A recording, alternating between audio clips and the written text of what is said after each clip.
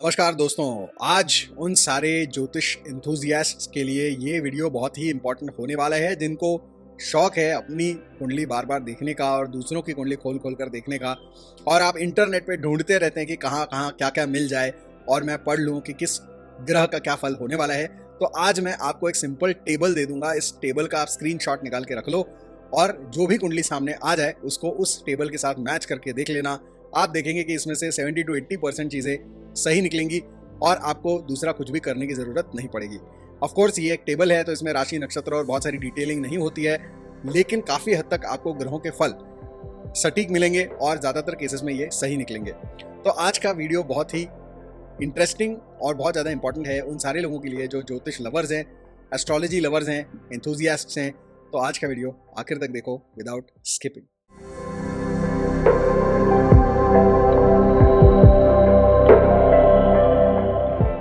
तो ये है हमारा आज का टेबल जिसके बारे में आज हम बात करने वाले हैं। तो इस टेबल में ऊपर की तरफ जो फर्स्ट रो है उसमें आपको 9 ग्रहों के नाम लिखे हुए नजर आएंगे। सूर्य, चंद्र, मंगल, बुध, गुरु, शुक्र, शनि, राहु और केतु।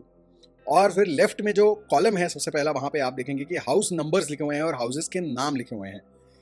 तो यहाँ पे फर्स्ट हाउस से 12th हाउस तक लिखा हुआ है और उसमें सारे जो हाउसेज हैं उनके नाम भी लिखे हुए हैं, जैसे कि तनु स्थान, धन स्थान, उसके बाद पराक्रम स्थान, सुख स्थान, पुत्र स्थान, रोग स्थान या रिपु स्थान। 7th हाउस को हम बोलते हैं जाया स्थान या विवाह का स्थान। 8th हाउस को हम बोलते हैं मृत्यु स्थान। 10वें घर को हम बोलते हैं कर्म स्थान। 11वें को लाभ स्थान या आय का स्थान भी कहा जाता है, आय यानी कि इनकम का स्थान भी माना जाता है। और 12वें को हम कहते हैं व्यय स्थान यानी कि खर्चे का स्थान। तो ये सारी चीज़ें यहाँ पर आपको देखने को मिल जाती हैं। और फिर ये जो मैट्रिक्स बना हुआ है इसमें आपको सिर्फ ये देखना है कि आप कौन से हाउस के लिए देख रहे हैं और किस ग्रह के लिए देख रहे हैं, और उस हिसाब से आपको बीच में उसका जो फल है वो दिख जाएगा। तो जैसे अगर आपका रवि फर्स्ट हाउस में बैठा हुआ है तो आप यहाँ पे देखेंगे स्थान विनाश। स्थान विनाश का मतलब होता है कि आपके घर से रिलेटेड या जो आपकी स्थावर संपत्ति है उससे रिलेटेड कोई ना कोई नुकसान यहाँ पर हो सकता है और हेल्थ से रिलेटेड भी कुछ हद तक आपको नुकसान हो सकता है। उसी प्रकार से अगर चंद्रमा आप देखते हैं फर्स्ट हाउस में तो वो अन्न प्राप्ति दिखा रहा है। अगर आप मंगल को देखेंगे तो यहाँ पर शत्रु भय आपको दिखा रहा है। बुध है तो बंधन दिखा रहा है। इस तरीके से आप यहाँ पर देख सकते हैं कि आप हर ग्रह के 12 घर के फल आप एक ग्लिम्स में देख सकते हैं। तो अगर आप रैंडमली कुछ भी उठा के देखना चाहते हैं तो यहाँ पे आप देख सकते हैं। तो जैसे अगर किसी का आप समझ लीजिए कि मंगल 12वें घर में है तो आप यहाँ पे देखेंगे हानि लिखा हुआ है। हानि का मतलब है कि जब जब मंगल की दशा चलेगी इनके लाइफ में तो हानि होगी। हानि का मतलब है कि खर्चा होगा, नुकसान होगा, चोरी होगी, किसी न किसी तरीके से आर्थिक रूप से इनको हानि जरूर होगी। अगर आप देखते हैं कि बुध ग्रह को देखना चाहते हैं, अगर आप देखते हैं कि बुध ग्रह 9वें स्थान में हो तो क्या होगा, तो आपको सिर्फ देखना है कि बुध कहाँ पे है और फिर आपको जाके देखना है 9वां स्थान। 9वां स्थान और बुध ग्रह जब आप मैच करके देखते हैं तो यहाँ पर आप देखते हैं रोग। तो इसका मतलब है कि जब जब इनको बुध ग्रह की दशाएं आएंगी उस वक्त इनको किसी न किसी तरह की रोग और शारीरिक पीड़ा उस वक्त हो सकती है जिसकी वजह से वो बीमार रहेंगे। ये आप प्रेडिक्ट कर सकते हैं। उसके बाद अगर हम देखते हैं कि रैंडमली कुछ भी उठा लो, केतु अगर आपका सेकंड हाउस में है तो वहाँ पे लिखा है बैर होना। बैर होने का मतलब है ये परिवार का स्थान भी होता है सेकंड हाउस। तो यहाँ पर एक तो पैसे को लेकर वहाँ से झगड़ा हो सकता है या बिना पैसे के भी परिवार वालों के साथ बैर यानी कि झगड़ा हो सकता है, किसी न किसी रीजन से डिस्प्यूट हो सकता है। उसके बाद हम कोई भी और रैंडम उठा के देख लो। गुरु ग्रह अगर आपका बैठा हुआ है 6ठे स्थान में फॉर एग्जाम्पल तो यहाँ पे लिखा हुआ है शोक। शोक का मतलब है कि या तो आपको कोई ना कोई चिंता होगी या तो किसी न किसी के लॉस की वजह से या किसी फाइनेंशियल लॉस की वजह से आपको दुख हो सकता है किसी न किसी फॉर्म में। तो ये सारी चीज़ें यहाँ पर आपको देखने को मिलेंगी और कुछ जगहों पे आपको कुछ इंटरेस्टिंग चीज़ें भी देखने को मिलेंगी। जैसे कि केतु अगर आपका 9वें घर में बैठा हुआ है तो यहाँ पर दुष्ट कर्म दिखा रहा है। दुष्ट कर्म का मतलब है कि आप कुछ गलत काम करने वाले हैं और हो सकता है कि आप किसी गलत काम में लिप्त हो जाएं और उसके कारण आगे चल के आपको नुकसान हो। तो ये सारी चीज़ें यहाँ पर देखने को मिलती हैं। अगर यहाँ पर देखते हैं हम शुक्र ग्रह को कि शुक्र ग्रह अगर 9वें स्थान में है तो यहाँ पे लिखा हुआ है महावस्त्र लाभ, यानी कि इसका मॉडर्न इंटरप्रिटेशन ये होगा कि आपको कुछ गिफ्ट्स वगैरह मिलने वाले हैं, कुछ महंगे कपड़े, इलेक्ट्रॉनिक्स, परफ्यूम्स, इस तरह की चीज़ें आपको गिफ्ट में मिलने वाली हैं, उसका आपको लाभ होने वाला है। कुछ जगहों पे आप देखेंगे कि बहुत ज़्यादा एक्सट्रीम कुछ चीज़ें लिखी हुई हैं, जैसे कि शनि। शनि अगर फर्स्ट हाउस में बैठता है तो वहाँ पे लिखा हुआ है सर्वनाश। क्यों? क्योंकि ये बुद्धि को खराब करता है, थॉट प्रोसेस को खराब करता है, विचार करने के तरीके को खराब करता है और हेल्थ को भी खराब करता है। तो जिसके वजह से ये आदमी खुद ही अपने हाथ से उल्टे सीधे काम करता है जिसके कारण सर्वनाश होता है। उसके नीचे अगर आप सेकंड हाउस में देखते हैं कि सेकंड हाउस में शनि है तो यहाँ पर वित्त नाश लिखा हुआ है। इसी तरीके से आप नीचे जाएंगे तो आपको यहाँ पर दिखेगा कि 7वें घर में अगर है तो रिपु भय दिखा रहा है। तो शनि यहाँ पर दिखाता है रिपु भय, यानी कि बीमारी का डर आपको यहाँ पर सता सकता है। उसके नीचे और जाते हैं आप तो आप देखेंगे कि 12वें घर में अगर शनि है तो लिखा हुआ है अनर्थ। तो अनर्थ क्यों? क्योंकि 12वां घर जो है इम्प्रिजनमेंट को भी दिखाता है। तो अगर आपको सारे घरों के कुछ कुछ इंपॉर्टेंस आपको पता है कि कौन सी चीज़ों को ये सिग्निफाई करता है, तो आप बड़ी आसानी से ये सारे ग्रहों के 12 हाउसेज में फल निकाल सकते हैं और बड़ी आसानी से आप फटाफट किसी का भी प्रेडिक्शन कर सकते हैं। अब यहाँ पे कुछ कुछ ऐसे टर्म्स यूज़ किए गए हैं जो पुरानी भाषा में है, तो शायद आपको समझ में नहीं आएगा, तो उसके बारे में मैं आपको बताता हूँ। तो यहाँ पे जैसे कि लिखा हुआ है कि अन्न प्राप्ति। अब अन्न प्राप्ति का सिंपल मतलब ये हो सकता है कि खाने पीने का शौक होगा और आप बहुत अच्छे जगहों पे खाना प्राप्त करेंगे, खाएंगे, भोजन ग्रहण करेंगे, ये उसका मतलब हो सकता है। बैर होने का मतलब है कि डिस्प्यूट हो सकता है। मानहानि तो आपको पता है कि अपमान हो सकता है आपका किसी तरीके से। उसके बाद अगर हम देखते हैं कि सिर्फ अगर विपत्ति लिखा हुआ है तो इसका मतलब है कि ऑब्स्टेकल है, कोई संकट है लेकिन काम हो जाएगा, तो इस तरह की चीज़ें हैं। उसके बाद कीर्ति, कीर्ति का मतलब है फेम। अनर्थ होना, अनर्थ इसलिए क्योंकि अगर आप जेल चले गए तो अनर्थ हो जाएगा, बिकॉज आपका जो मान सम्मान समाज में स्थान है, पैसा है, सब कुछ खत्म हो जाता है। कई बार आपके परिवार भी बिखर जाता है और हो सकता है कि आप वहाँ से कभी वापस ना आए, तो ज़िंदगी खत्म हो जाती है, बर्बाद हो जाती है। तो अनर्थ इसलिए लिखा गया है।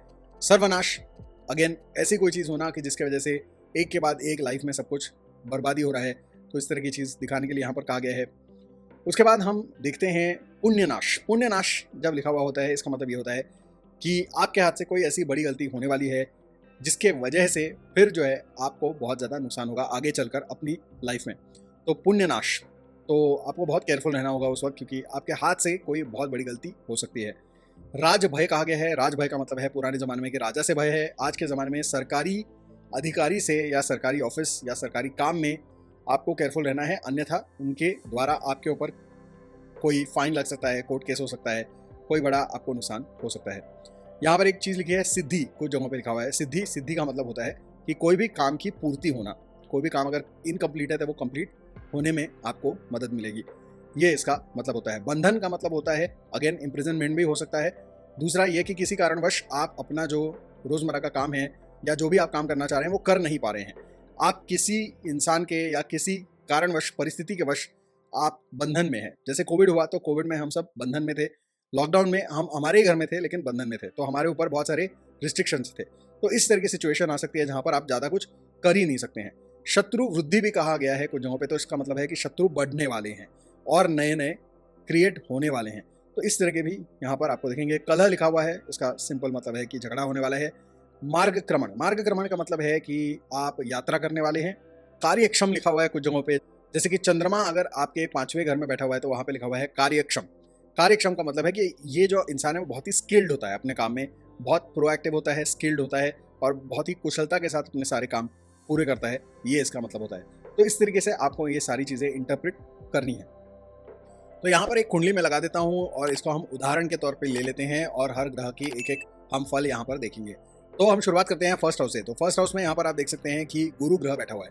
अब इसमें हमको राशि वाशी नहीं देखनी क्योंकि इसमें राशि वाशी कुछ भी लिखा हुआ नहीं है, हमको सिर्फ ग्रह के बेसिस पे बताना है। तो गुरु जो है वो फर्स्ट हाउस में बैठा हुआ है।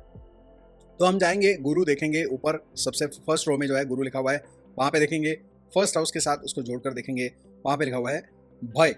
भय का मतलब है कि फियर है, किसी न किसी चीज़ का संकट है या आपको मेंटली आप किसी चीज़ को लेकर एंग्जाइटी में है, किसी चीज़ का आपको अभी डर लग रहा है। अभी मतलब जब जब गुरु की दशाएं चलेंगी, महादशा, अंतरदशा, प्रत्यंतर दशा, तो गुरु जब जब वहाँ पे होगा दशाओं में, तभी तब आपको जो है एंग्जाइटी, भय, किसी न किसी चीज़ का डर, प्रेशर, ये सारी चीज़ें आप महसूस करेंगे, ये इसका मतलब होगा। इसके बाद हम देखते हैं सेकंड हाउस में सूर्य बैठा हुआ है। तो हम देखते हैं रवि, रवि बैठा हुआ है आपका सेकंड हाउस में, तो यहाँ पे भी भय लिखा हुआ है।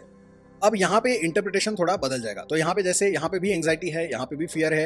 अब आप कहेंगे कि भाई फर्स्ट हाउस में भी भय है, सेकंड हाउस में भी भय है, तो क्या होगा? फर्स्ट हाउस है वो तनु स्थान है और वहाँ पे भय लिखा हुआ है, तो वहाँ पे जो फियर है वो ज़्यादातर आपके अपने बारे में होगा, अपनी प्रतिष्ठा को लेकर हो सकता है, अपने मान सम्मान को लेकर हो सकता है या अपनी हेल्थ को लेकर हो सकता है। जब सेकंड हाउस में भय लिखा है वहाँ पर आपकी फैमिली को लेकर भय हो सकता है, आपके सेविंग्स को लेकर भय हो सकता है, आपके पैसे को लेकर, इनकम को लेकर आपको भय हो सकता है। तो ये आपको ऐसे जोड़कर देखना है। थर्ड हाउस में अगर हम देखते हैं तो वहाँ पे मार्स बैठा हुआ है। तो मार्स मंगल ग्रह देखते हैं थर्ड हाउस में, तो वहाँ मिलता है हमको धन प्राप्ति, यानी कि धन की प्राप्ति होगी। बड़ा ही सिंपल प्रेडिक्शन है यहाँ पर। वीनस अगर वहाँ पे बैठा हुआ है तो वीनस थर्ड हाउस में सौख्य दिखाता है। सौख्य यानी जनरल हैप्पीनेस, और यहाँ पर क्योंकि थर्ड हाउस जो है वो कम्युनिकेशन का भी होता है, रिलेशंस का भी होता है, तो आपके रिलेशनशिप में से आपको सौख्य अच्छा रहेगा। तो आपके जो भी रिलेशंस हैं, रोमांटिक हो या अदरवाइज, वो अच्छे रहेंगे, ये इसका मतलब निकलेगा। मर्क्यूरी इन थर्ड हाउस, अगर मर्क्यूरी आपका बैठ जाता है इन थर्ड हाउस तो वहाँ पर अगेन भय लिखा हुआ है, यानी कि रिलेशनशिप्स को लेकर भी यहाँ पर कोई ना कोई भय है। या तो आप कोई ईमेल एक्सपेक्ट कर रहे हैं, कोई कम्युनिकेशन एक्सपेक्ट कर रहे हैं, कोई फ़ोन कॉल एक्सपेक्ट कर रहे हैं और उससे रिलेटेड आपको भय है, ये भी इसका मतलब निकल सकता है। उसके बाद राहु फोर्थ हाउस में बैठा हुआ है, तो हम देखेंगे Rahu in the fourth house. यहाँ पे लिखा हुआ है बैर। बैर का मतलब है कि डिस्प्यूट होना, किसी के साथ झगड़ा होना, और ये क्योंकि फोर्थ हाउस में है तो इसका मतलब है कि घर में या आपकी माता जी के साथ आपके झगड़े हो सकते हैं, डिस्प्यूट हो सकते हैं। अब राहु से आगे हम बढ़ते हैं, फिफ्थ हाउस खाली है, सिक्स्थ हाउस खाली है, सेवंथ हाउस में सीधा जाते हैं तो वहाँ पे चंद्रमा बैठा हुआ है। चंद्रमा सेवंथ हाउस के साथ जब हम जोड़ के देखते हैं तो वहाँ पे लिखा हुआ है लक्ष्मी।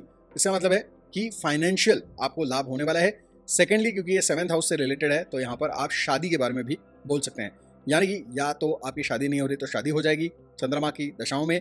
सेकंड, आपको उसमें भी लाभ होगा, यानी कि पत्नी की तरफ से या पति की तरफ से आपको फाइनेंशियल बेनिफिट्स भी मिल सकते हैं, और अगर आपका बिजनेस है तो आपको फाइनेंशियल बेनिफिट्स भी यहाँ पर देखने को मिलेंगे। उसके बाद हम यहाँ पर देखते हैं एट्थ हाउस नाइन्थ हाउस दोनों खाली है। टेंथ हाउस में केतु बैठा हुआ है। अगर हम केतु को जोड़कर देखते हैं 10वें घर के साथ तो यहाँ पर लिखा हुआ है शोक। तो किसी न किसी तरीके का शोक यानी कि दुख आपको होगा, कोई ना कोई लॉस आपको फेस करना पड़ेगा। टेंथ हाउस जो है वो कर्म स्थान है, यानी कि आपके प्राइम हाउस ऑफ करियर है, तो करियर को लेकर ऐसा कुछ हो सकता है जिसके वजह से आपको शोक होगा, लॉस होगा, हो सकता है नौकरी भी चली जाए जिसके कारण आपको दुख होगा। तो ये एक हो सकता है। और हो सकता है कि अगर आप किसी 50-60 अबव इंसान की कुंडली दिख रहे हैं, 40 अबव कुंडली दिख रहे हैं, तो वहाँ पर आपको ये भी देखना पड़ेगा कि हो सकता है कि इनके पिता को लेकर कोई शोक है, यानी कि या तो इनके पिताजी गुजरने वाले हैं या तो इनके पिताजी को कोई बीमारी है जिसके चलते इनको शोक होने वाला है, क्योंकि 10th हाउस पिताजी को भी दिखाता है। तो ये एज देखकर भी थोड़ा सा आपको बताना पड़ेगा। सैटर्न अगर 11th हाउस में बैठा हुआ है तो वहां पर आप देखते हैं लाभ। तो यहाँ पर शनि भी आपको लाभ देने वाला है। तो शनि की दशाएं जब जब चलेंगी तो आपको लाभ देखने को मिलेगा। अब ये इन्वेस्टमेंट से भी हो सकता है गिफ्ट से भी हो जाए, हो सकता है इनहेरिटेंस से भी हो जाए, हो सकता है व्यापार से, हो सकता है नौकरी से, कहीं से भी हो सकता है, लाभ होने के चांसेस हैं। बस इतना ही हम यहाँ पर कह सकते हैं। तो इस तरीके से आपको कुंडली देखनी है, स्थान देखना है, ग्रह देखना है, और फिर दोनों को कनेक्ट करते हुए जो रिजल्ट है वो देखने हैं, और फिर थोड़ा सा कॉमन सेंस का प्रयोग भी करना है कि सामने वाला कौन है, उसकी उम्र क्या है, उसके हिसाब से हर हाउस के 2-3 सिग्निफिकेशंस हैं, उनको भी समझना है और फिर बताना है। तो थोड़ा सा आपको चतुराई से काम करना है, और आप अगर कॉमन सेंस से और थोड़ा दिमाग लगाकर काम करते हैं तो बड़ी ही आसानी से ये सारी प्रेडिक्शंस आप कर सकते हैं। तो ये था आज का हमारा वीडियो। बहुत ही फटाफट और बहुत ही आराम से प्रेडिक्शंस करने का तरीका मैंने आज आपको बताया। ये सिंपल सा एक टेबल है जिसको आपको स्क्रीनशॉट करके रख लेना है अपने पास, और आप कभी भी इसको यूज़ कर सकते हैं। ऑफ कोर्स ये सब्स्टिट्यूट नहीं है किसी भी प्रोफेशनल एस्ट्रोलॉजर से कंसल्टेशन का, ये कोई सब्स्टिट्यूट नहीं है। ये आपकी सहूलियत के लिए है। अगर आप कांटेक्ट नहीं कर सकते, जल्दबाजी में कुछ देखना है, या कभी कभी आपको ऐसे ही शौकिया रूप से ज्योतिष देखना है, तो उन सारी चीज़ों के लिए ये आप देख सकते हैं। छोटे मोटे सवालों के लिए, खुद के लिए आप करना चाहते हैं, परिवार वालों के लिए करना चाहते हैं, देखना चाहते हैं कुछ, तो उसके लिए भी ये ठीक हो सकता है। अगर आप बहुत ही गंभीर कोई सवाल लेकर जाना चाहते हैं, बहुत बड़ा एनालिसिस करवाना चाहते हैं, तो फिर आप किसी प्रोफेशनल एस्ट्रोलॉजर से कंसल्टेशंस ले सकते हैं, एडवाइस ले सकते हैं, और उसके बाद काम कर सकते हैं। ओके, सो उम्मीद करता हूँ कि आज का वीडियो आपको पसंद आया होगा। Thanks for watching. मिलते हैं अगले एपिसोड में ऑफ आउटपुटिंग द स्टार्स। तब तक के लिए मे गॉड ब्लेस यू।